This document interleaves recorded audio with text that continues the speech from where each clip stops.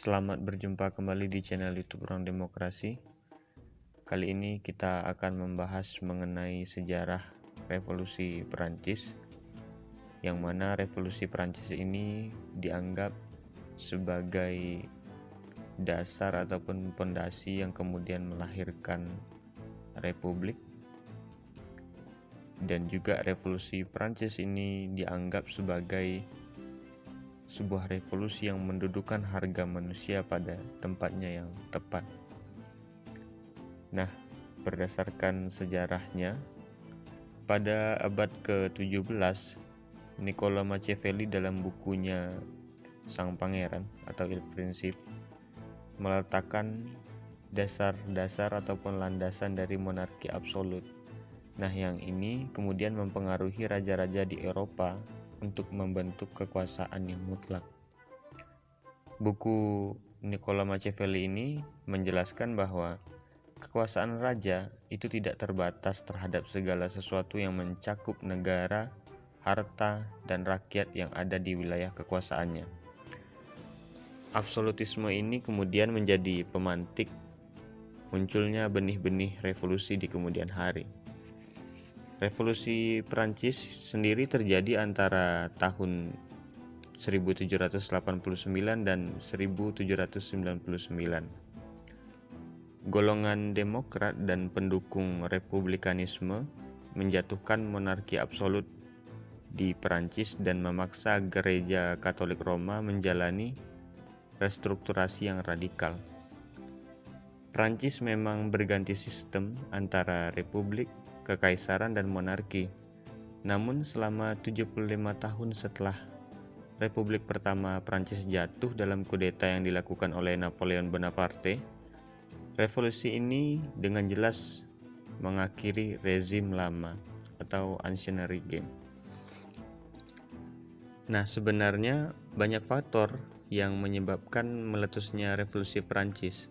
Salah satunya karena sikap rezim lama yang terlalu kaku dalam menghadapi dunia yang berubah.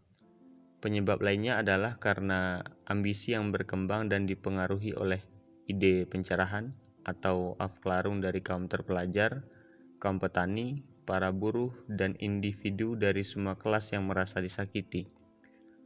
Sementara revolusi berlangsung dan kekuasaan beralih dari monarki ke badan legislatif. Kepentingan-kepentingan yang berbenturan dari kelompok-kelompok yang semula bersekutu ini kemudian berubah menjadi sumber konflik dan pertumpahan darah. Bisa dikatakan bahwa revolusi Prancis ini merupakan peristiwa yang paling mutakhir sepanjang sejarah. Alexis de Tocqueville menamakan revolusi Prancis sebagai revolusi paling monumental. Slogan yang digaungkan melalui 3 kata, yaitu Liber, Égalité, kemudian et Fraternité, yaitu kebebasan, persamaan, dan persaudaraan, merupakan gagasan yang hendak dicapai oleh bangsa Prancis. Slogan tersebut menjadi motor penggerak untuk menggapai demokrasi atas nama rakyat. Mereka berniat membendung titah Raja Louis XIV yang berseru "État est moi" atau negara adalah saya. Pada masa itu, kedaulatan Perancis memang sepenuhnya berada di tangan raja. Apalagi kalangan gereja maupun keluarga raja hidup dalam kemewahan. Jean-François Arouet Voltaire yang diasingkan ke Inggris lantas mengkritik tajam fenomena tersebut. Kaum bangsawan dan kaum gereja yang semena-mena membuat rakyat menderita sehingga melahirkan pemikir-pemikir yang mempunyai gagasan untuk menentang absolutisme tersebut. Tokoh-tokoh pemikir itu antara lain adalah Baron de la Brede et de Montesquieu, kemudian ada Jean-Jacques Rousseau, kemudian ada Aimable, kemudian ada Condorcet. Nah, di samping itu, John Locke sendiri menganjurkan dibentuknya sebuah konstitusi dengan menjadikan hak asasi manusia sebagai prioritas. Pemikiran ini kemudian menjadi inspirasi sekaligus landasan konstitusi kemerdekaan Amerika Serikat. Sementara itu, Montesquieu melalui bukunya L'Esprit de Lois atau The Spirit of Law menyerukan bahwa negara ideal adalah negara yang menjalankan pemisahan kekuasaan. Nah, ini dikenal juga dengan istilah trias politika. Selanjutnya, Jean-Jacques Rousseau mengemukakan teori du kontrak sosial atau perjanjian masyarakat. Berdasarkan teori tersebut, manusia memiliki kesamaan derajat dan kemerdekaan yang berasal dari rakyat, oleh rakyat, dan untuk rakyat, sehingga memerlukan perjanjian masyarakat, kesamaan, dan kemerdekaan dalam sebuah pemerintahan. Voltaire juga memprotes cara hidup para bangsawan yang kala itu menindas rakyat jelata. Ia mengusulkan tentang perlunya pendidikan secara meluas. Kemudian ide Voltaire dikembangkan oleh Diderot dan D'Alembert dengan menerbitkan 35 jilid ensiklopedia yang dihimpun dari karya-karya Voltaire. Beberapa pemikir tersebut mempengaruhi pola pikir golongan-golongan yang tertindas oleh kaum borjuis yang nantinya akan melahirkan revolusi Perancis.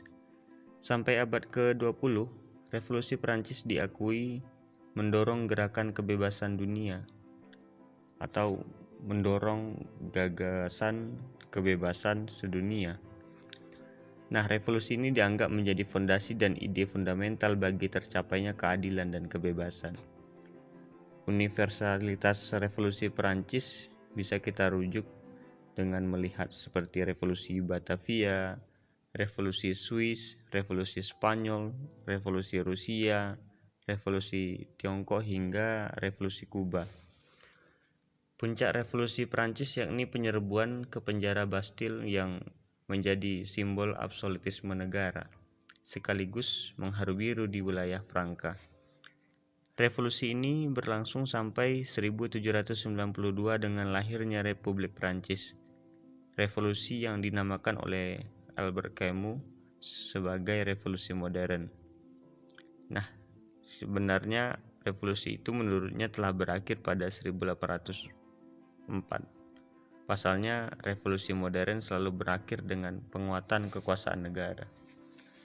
Dalam literatur lain yang divisualkan oleh pelukis Hubert Robert, penjara Bastille sebagai simbol keangkuhan Imperium Prancis tampak sangat kokoh sekaligus angker.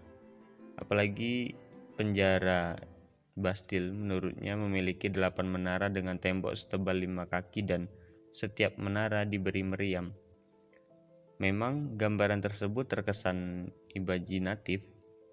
Di sisi lain, Simon Schama menolak gambaran yang bombastis itu karena sebenarnya bangunan yang didirikan pada 1369 tersebut tidak seseram ilustrasi dari Hubert tadi.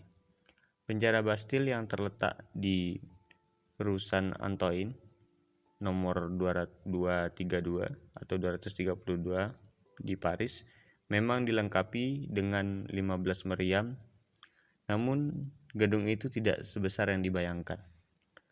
Pada esensinya, Schama menggambarkan bahwa penjara Bastille merupakan hotel prodeo dalam arti sesungguhnya, yang juga dia jelaskan bahwa di dalam penjara Bastille itu kesejahteraan tahanan itu terjamin. Mereka diberi seperti ranjang, meja, kursi, dan tirai hijau. Tahanan juga boleh pula membawa kucing atau anjing dengan leluasa. Dan juga mereka di sana bisa bermain biliar atau kartu. Sementara mengenai makan, para tahanan hidup dalam kemakmuran. Mereka diberi bubur, sup, dan dendeng babi segar, bahkan minuman keras dan juga rokok.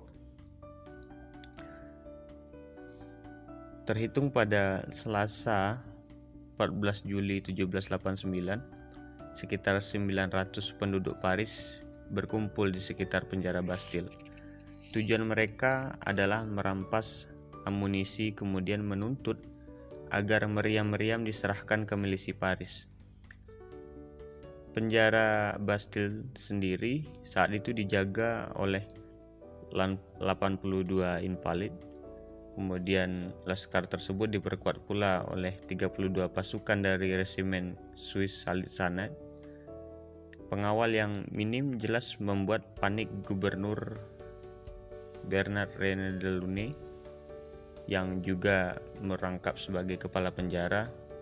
Apalagi dalam penjara hanya tersedia makanan dan air untuk 2 hari. Tepat pada pukul 10 pagi, 2 orang diutus menemui Delaunay, namun pertemuan tersebut tidak membuahkan hasil. Massa pun mulai beringas hingga terdengar pekik lantang serbu Bastille. Situasi mencekam itu menggugah Delaunay untuk meledakkan 250 tong mesiu. Backward, seorang prajurit, membujuk supaya mengurungkan niat Delaunay, sebab tidak sedikit warga yang akan terpanggang hidup-hidup.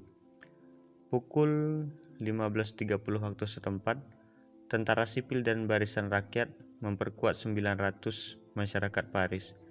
Bastille akhirnya diserang. Pertempuran yang kala itu menamatkan riwayat Bastille, yang terhitung menelan korban 83 tentara rakyat, 15 mati akibat luka serius, sementara invalid yang tewas hanya 1 orang. Di tengah hiruk-pikuk revolusi, tergeletak nasib Delaunay yang sangat mengerikan. Lehernya dipotong dengan pisau lipat oleh Desnod. Lantas, kepala Delaunay dipajang di depan Hotel de Deville. Pukul 10.20 pada Januari 1793, Raja Louis XVI yang berwatak lemah sekaligus pandir disembelih dengan pisau buatan yang dibuat oleh Dr. Joseph Ignace Guillenotin. Kepalanya yang terpisah dengan badan dipertontonkan kepada khalayak. Kala itu digaungkan sebuah istilah Vive la République atau hidup Republik. Nah, bisa kita lihat bahwa sebenarnya revolusi Prancis ini menyeruak akibat krisis ekonomi, yakni setelah setahun terjadi kelaparan. Selain itu, golongan menengah ingin merebut kekuasaan absolut dari Louis XVI. Kaum bangsawan kemudian melawan sampai menguasai Etats Généraux atau Majelis Perwakilan Golongan dan Assemblée des Notables atau Forum Pejabat. Mereka tidak sudi dengan pajak yang tinggi. Nah, terakhir kita akhiri dengan sebuah quotes dari Pramodia Anantatur. Ia mengatakan bahwa revolusi Prancis mendudukan harga manusia pada tempatnya yang tepat, dengan hanya memandang manusia pada satu sisi penderitaan semata, orang akan kehilangan sisi lainnya. Sekian, terima kasih, semoga semua makhluk berbahagia. Sampai berjumpa kembali di video selanjutnya.